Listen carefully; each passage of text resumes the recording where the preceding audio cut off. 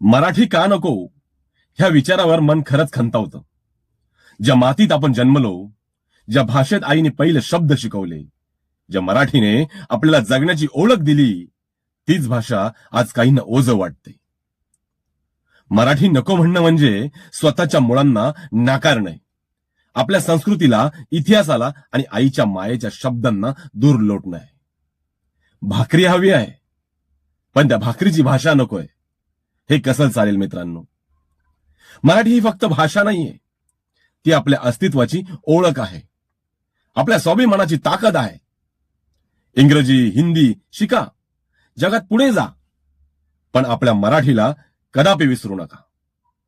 कारण जे स्वतःची भाषा विसरतात ते हळूहळू स्वतःलाच हरवून बसतात. मराठी नको म्हणणाऱ्यांना एकच सांगावंसं वाटतं, जग जिंका, पण स्वतःची ओळख मात्र हरवू नका. कारण मराठी हीच आपली खरी ओळख आहे.